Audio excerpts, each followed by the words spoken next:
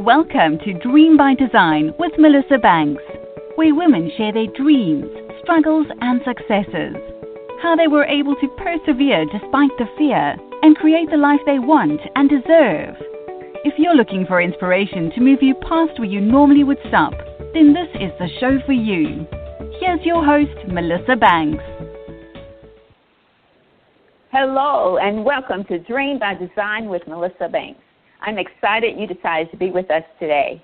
I'm your host, Melissa Banks.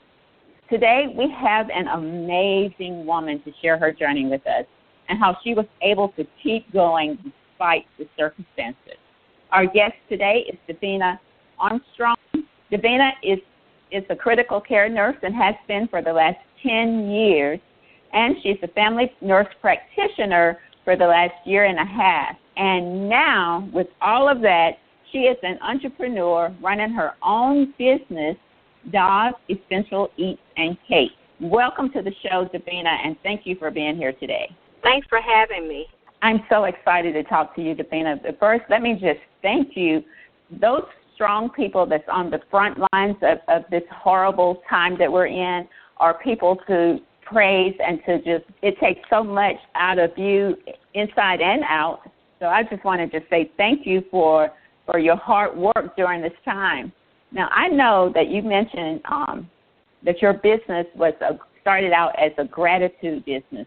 So I want you to share a little bit with our audience what you mean by that and how you got started. Excellent. And I'll piggyback on the sentiment that you stated just a while ago. Being a critical care nurse or a nurse in any capacity during these times is very emotionally trying, physically taxing, and it really does take a lot out of the individual. One of the things that I do enjoy is cooking, and I have been planning, writing a cookbook for the last year, but have been unsuccessful in completing it because of my task as a nurse practitioner, wife, and mother. Those are a lot of hats to wear. But when the pandemic hit and the emotional, physical toll started to unfold around me with my cohorts, coworkers, people across the disciplines in healthcare, I said, what better way to show gratitude than to cook for these people, share sweets, or do something nice for people that are helping our loved ones. Because a lot of people, whether it's in immediate family or 6 degrees of separation, have been impacted by COVID-19. So I started giving bundt cakes to healthcare workers. I would furnish whole meals to staff nurses in the ICUs and cardiovascular recovery units around Jackson. And that's kind of how I started going. A nurse manager at one of the local hospitals contacted me and asked if I sold my sweets. And I told her, well, no, I don't really bake like that. You know, my thing is cooking. But I'll do one for you if you like. And I said, I'll come up with the price. So I did. And when I did that, things just literally went viral. You know, Dafina, just listening to you talk just tells so much about your passion and your desire to help people. And it also says a lot about our God, because even in the midst of every single thing that was happening, I mean, being a nurse, I can just imagine some of the things that you saw and felt, and to reach out and care about others going through what you were going through yourself. And then you dug down deep in your gift, which was already there, which has been building there. You went into your gift and brought that out to help others. And then in the middle of all of that, God plants this person to show you, listen, this is your gift and this is also your business to the world. So that is such an amazing story. Now, I've been watching your pictures of your desserts and your food that you fix. And I'm a firm believer that you eat with your eyes first. So, honey, when I tell you your pictures make you want to just literally taste that food, it gets me excited because it's so beautiful, which means that I know it's absolutely delicious. So tell me, where did the love of cooking come from? The love of cooking just came randomly. I went to undergraduate in North Carolina. I went to Duke University for undergraduate. there were few, even though we were in the South, but on the East Coast, we still were in the South in North Carolina. The basketball, football team, all those players were from the Deep South. Everybody else was pretty much Northerners. So there was not one person that cooked like their mother, like their grandmother, or anything. So on Sundays, I would do a Sunday dinner, and all the down south homeboys, homegirls would come to my apartment and eat spaghetti, cornbread, cabbage greens, the basic Southern home-cooked meals, and that's where it really started in my campus apartment at Duke University. And when I graduated, I came to Mississippi and went to law school, and that's a whole nother story. But through the time, I just started practicing on different meals. My mother is a psychotherapist by degree and career. She's just recently retired. She started cooking later in life, and her cooking style was more gourmet and not Southern. My grandparents are from Mississippi, and that's how I ended up here. I'm a New Yorker born, but Mississippian raised. And so my meals are a reflection of it. So my father's from Trinidad, so you've got a Caribbean side to my cooking. You've got the down south dirty Mississippian side, and then you have a northern side to my cooking. So it's an amalgamation of all those things. So I just took my culture, my love for food and detail, and put it into my work. And I just started perfecting different things. I don't fry a lot of food, and if I do fry, it's with an air fryer. So the health consciousness part is indeed included in my cooking, even though I primarily focus on a lot of sweets right now. But on the food side, everything else is going to be healthy and fresh. I do a good right home to your mama chicken salad that people locally are going crazy about. And what makes it so beautiful is that it has a burst of flavors from the islands. That's part of my chicken salad recipe. You've got your fresh vegetables, and then you have colors that are introduced into the presentation of it. Then you've got a sweet heat side. I have gourmet pickles in that chicken salad, and they just take your mouth on a journey. So my love and passion for food and just a mix of introducing different flavors to my customers, they all come out in the products that I roll out. So you know what? So all of that you just said, first of all, I'm really wanting some chicken salad right now. After you just described it to us, I am certain that when our listeners hear that, you better be ready to fix some chicken salad.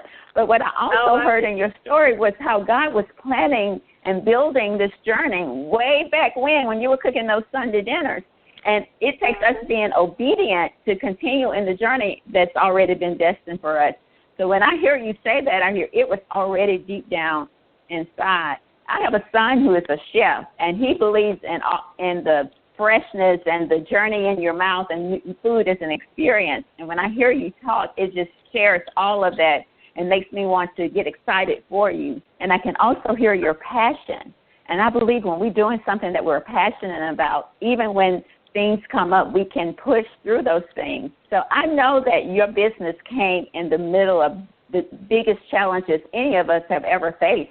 No one has ever faced what we've gone through, and your business was literally born in this season. So share with us what type of specific challenges have you had to face since starting your business, and how have you overcome them? Okay, that's a great question, and I just want to kind of go into the details of it, but I want to start with saying that the business, once I did that first cake and word of mouth spread, we did from the beginning a contactless delivery system. I started from a home bakery right from my home, but it was a contactless delivery. Everything was placed out on a tray that was sanitized, and people would literally pay electronically. They would come by, just swipe the product off the doorstep and keep going. Well, business picked up so dramatically that I had to stop people from coming to the doorstep and get a central location, because I would have anywhere from 100 to 200 orders in one day. And the hurdles that I've had to overcome, I have a 2-year-old and I have a 6-year-old, and I'm mama. So I had to deal with them, produce 30, 40 cakes in one day, cook, tend to husband, and do all the family things and still continue to roll the business. So that was one of the most taxing things that I've had to overcome, is making the determination on how I was going to deal with my business and deal with my family. When the business picked up, the hurdle has been rolling out all of those products solely. I am the sole marketer. I am the accountant. I am the baker, the cooker. So I have to now curtail my business plan and start getting help, because the business is growing that exponentially that I cannot do it by myself any longer. I'm taking the month of January off to fine-tune my business plan. We are rolling out our website, DasEssentialEats.com. We did a little teaser to kind of introduce my customers to what they'll be looking forward to in terms of shopping online with me. And right now, we're just at a kind of standstill, but we still have the green light on everything else. We're kind of trying to determine where we want to go with this, if we want to get a brick and mortar, if we want to do a food truck, because the demand is absolutely there. There's so much demand that I do turn down orders every single day. And that's a good problem to have. That's a blessing, because in this pandemic, times are hard. In some cases, nurse practitioners have been furloughed. You have some nurses who don't get as many hours because the hospital has had no choice but to get travelers to come in just to ensure that the COVID patients will be able to be taken care of. So, like, I am contracted at one hospital right now, and whereas I could pick up any shift that I wanted, at one while I was not able to pick up any because they were all contracted out by the travelers, which they have to guarantee a shift to. So working at home saved me from having to go and be in the midst of COVID, which was great because it basically doubled what I was bringing home as a critical care nurse or a nurse practitioner, and that's a blessing too. So I was able to put my nurse practitioner job on a leave of absence, and I don't know when I'll go back, which is a blessing. I love what I do as a nurse, and I love rendering care to patients, but what I love most importantly is my family and their safety.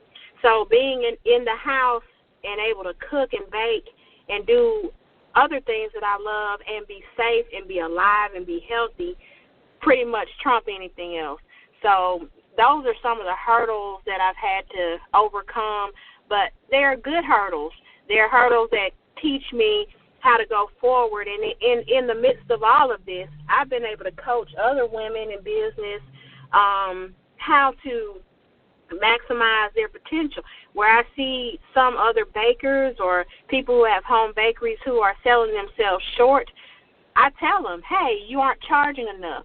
And that's something that I had to learn myself, because when I first rolled out, I was giving a whole lot of food for a little amount because I had a problem with charging people. But that my customers were the ones to say, you need to charge us more. And I said, say less. So any price that I introduce, it is welcome with open arms. And I'm very reasonable with my prices and the amount and the quantity and the quality of the food that I roll out. And I think they would agree. That's awesome. If you joined us late, this is Dream by Design with Melissa Banks, and today we're talking to Dafina Armstrong that in the middle of a pandemic, in the middle of what seemed like a horrible time for a lot of us, but in the middle of that, she used her nursing skills and her cooking skills and built this fabulous business that just exploded in this time.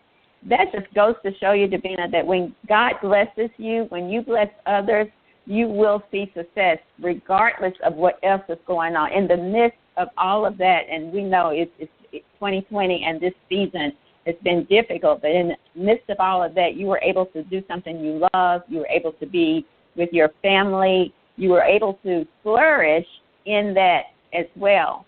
So I know that you mentioned that you're a wife, you're a mom of 2 beautiful children that you share with us on social media, which I love and have loved since Jordan was a little baby. So, and I can't believe that your son is so big already.